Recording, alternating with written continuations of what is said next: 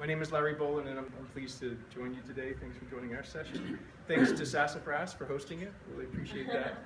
And if you say it enough times, it's going to be Sassafras, right? I don't see a smile there. No, there's a okay. She's concentrating. Okay. I'm going to just get us started informally, and then maybe if a few more people arrive, we'll dive into the bulk of the presentation. So, just a couple thoughts. Here's one for you. What does a box of plastic wrap, a 2x4, and the timer on my iPhone have to do with healthy soil? With what? Healthy soil. Healthy soil. Healthy soil. You wrap the soil in the saran wrap, and then you see how long until it creates respiration. Good guess, because it does have to do with water, but the water goes the other way. There's one other piece. Behind you is a bucket with an aluminum cylinder sitting on top of a polyp soil. I saw that. The combination of these tools provides you with a rainfall infiltration test kit. Wow. This is the brilliant concoction of a USDA agent in South Dakota. He put 600 of these together and is distributing them to ranchers throughout the West so they can evaluate the health of their ranch soil and talk about it with their neighbors. It's extremely empowering because while they might see the soil looks loose or it looks compacted, this gives them a real discrete measure, and then they can compare it against their own practices or against what's happening across the fence. I was really impressed that he put this together. Not only that, but he did it for $20 per kit. And that compares really favorably to the $200 you would pay if you went to Granger or some other formal agricultural supply house. This is just one small example of the kind of innovation that citizens bringing science together are promoting throughout the food and environmental movements. And we're going to talk about a lot of those kind of things today. Before we get started with introductions, here's a couple questions. How many people have heard of the phrase citizen science? A couple. Gotcha. How many people here are actually practicing scientists? Yeah. 4. How many people are citizens? All of us, of course. Well, the citizens have outnumbered the scientists. I just want to make that clear. And you don't have to be a scientist to be a citizen scientist. The idea behind citizen science is making tools available that the average person can use to find information out about the environment, about their food, even about their bodies. And so I just, if anybody has any kind of feelings of intimidation about science, I want to let you know right now that you don't have to be, because this is about being able to do science with tools that make it completely accessible. In fact, anyone who has a smartphone is already a citizen scientist. You probably are doing citizen science every single day. If you're using the mapping program, if you ever use the compass on your phone, how about the camera? You're getting physical and making measurements and making physical documentation of your environment. How about the Stargazer program? There's a lot of citizen science embedded in that program. Think about all those tools that are on your phone, and then maybe linking them up with measurements by thousands of other people. Now you're beginning to do serious science, because with your phone you have 3 very important components of the scientific process, or of tools that are needed by the scientific process. 1, you have a computer. In fact, the computer on your phone is better than the computer that I used 20 years ago when I was designing satellites for NASA. That's how powerful the computer is in your pocket. I wish I had that much computing power back then. So you can calculate. The second thing that your phone offers you is it can make measurements. So you have an instrument that can measure certain things, and you can add attachments and do other measurements. So now you have data. And of course you have a lot of memory, so you have storage for your data. And the last critical tool that is useful to scientists around the world is that you have means to share your data. You can email your friends. You can upload it to Facebook. A lot of apps that are developing instantly upload the data without email or Facebook. to the cloud.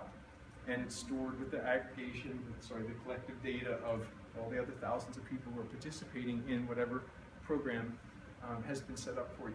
So we're going to talk about a couple examples there, but it's exciting to know that we already have very powerful tools, and they're going to be expanding over future years. One of my goals about this session is to be able to show what that future is starting to look like with the many examples we'll talk about today. So, I guess we should just get ready and get going and get started here. First then, I'd like to introduce our panel. Each of the people that you'll hear from today were invited by me because I personally admire their work. I think that they're innovators in their field, and it's exciting to be able to get to know them better, and if I'm not working with them already directly, and to see and hear about the contributions they're making to citizen science. We're going to hear first from Shannon Dosmigan, who's the founder and executive director of Public Lab. And Shannon is doing incredible work building networks of citizens to amplify the power of the science, and working with those networks to create new tools for them to make salient observations about our world. So I'm looking forward to your presentation. Thanks for joining us, Shannon. Our second speaker will be Dr. John Fagan. John is one of the world's experts at testing food for contaminants, and especially genetically modified ingredients. And one of the things I admire about John is he has always had an attitude of public service, working with individuals and advocates who wanted to know what's in their food, when in many cases other laboratories turn people away. They'd say, you're not a big company, you're not a corporate customer, we can't be seen working with you. John, thanks for joining us as well. It's a pleasure. And our third panelist is Dr. Elaine Ingham, founder of Soil Food Web. The thing I really love about Dr. Ingham is that she also has a deep commitment to public services and is training farmers and citizen advocates how to evaluate the health of their soil, and providing the tools of the soil scientist without having to get the PhD. I find that really empowering, and the fact that we're creating a global network of laboratories to teach people how to do this at the very moment when interest is blossoming is fantastic. Thanks for joining us as well. So I'm going to jump over here and just show a couple examples about what's going on in this realm, some of which I hope you've never seen, and might find very interesting. It's the crab. There you go. Okay. All right. Testing hair for mercury. This is the first example of citizen science I think I ever encountered, and I was really amazed how the tools came together. The one I heard about was the Sierra Club did a joint project with a hair salon in Hollywood to take a lock of hair from willing volunteers, mail it to a laboratory, and for the price of $25, the lab would send back the results to both the volunteer and then to the Sierra Club, which was trying to promote understanding of the amount of mercury that was going into our bodies through our diets and through coal-burning power plants. That made the news. A very simple project with access to a laboratory made highly available right there where people were. Another one, State of Alaska implemented a formal program offering the same services to mothers or mothers-to-be. And then the one that most impressed me is that a university researcher in North Carolina was able, through social media and through the internet, to recruit 10,000 volunteers to enroll in his research project, and getting that much data in a way that he and no number of interns could have done on their own.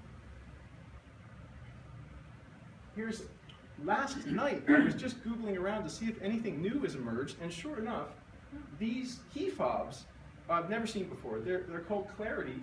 They are portable air quality monitors that you can clip onto your belt. The inventor is from China. He's concerned about the level of air pollution in his cities, and his idea is that by distributing them to bicycle messengers and taxi cab drivers and other delivery people, as well as engaged individuals, he can provide real-time monitoring of the air quality in those cities, because thousands of people are logging thousands of miles every minute.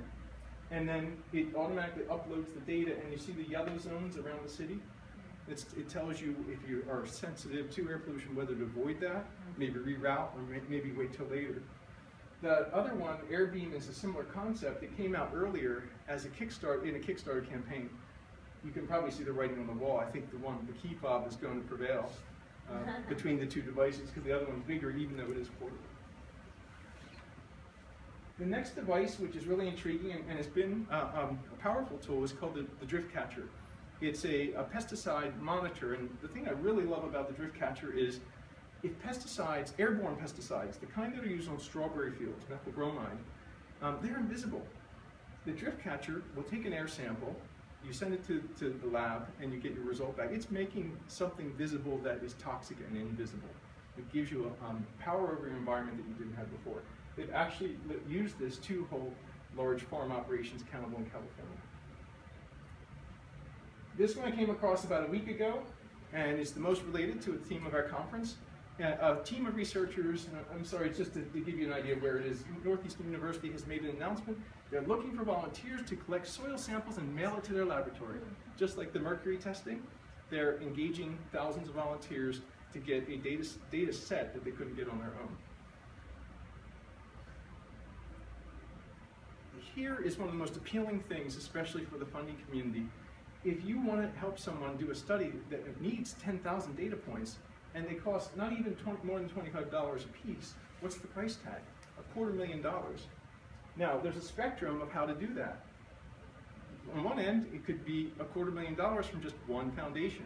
That's a lot of lifting to do, right?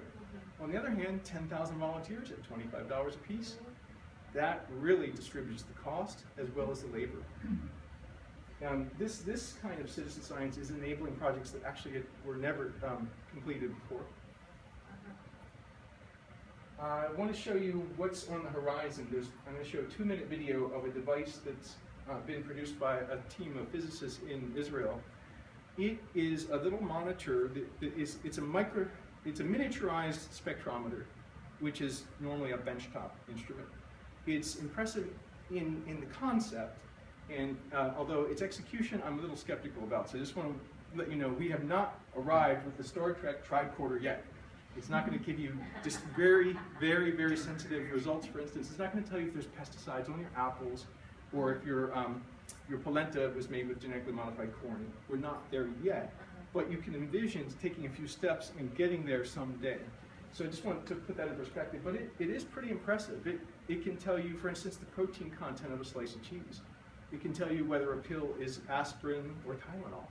So there's some pretty hefty technology embedded in this little device, worth noting.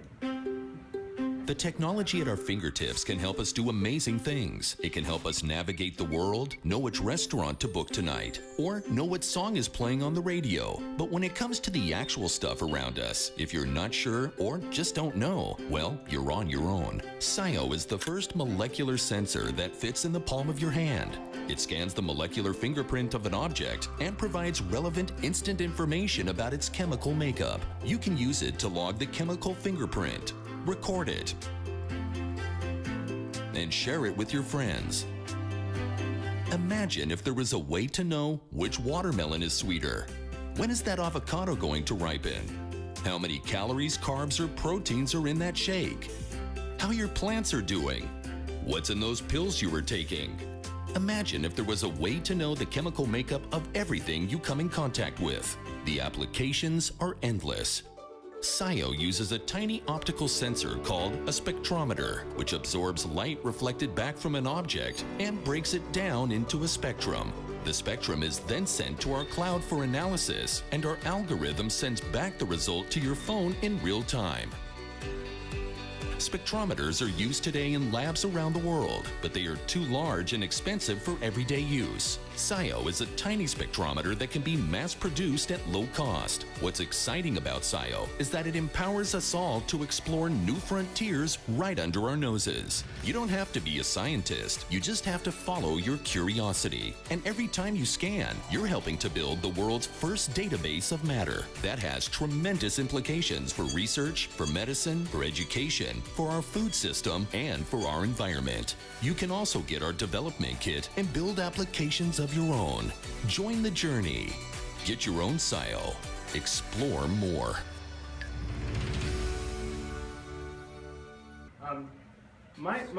As a grassroots organizer and entrepreneur and engineer, my experience is we have to get tools like this to as many people as possible to empower them to shift the balance between the institutions like FDA that hold the information or withhold it and make democratize the data.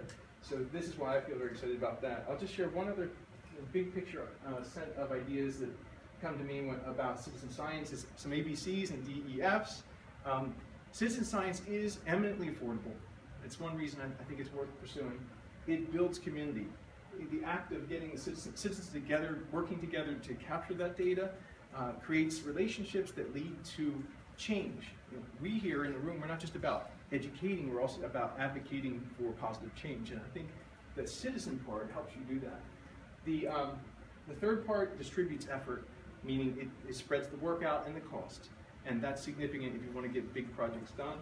And it's fun, at least for a lot of people, and what I've witnessed is it's bringing in people into the realm of advocacy and food and environment who may not have been involved otherwise, because for them, tinkering with the tools is an exciting pastime. They get together, they do things called hackathons, invent things, go out and collect data together. So it's a great combination of tool and activity. And with that, I'm going to turn to some of the people who are specializing in different aspects of citizen science.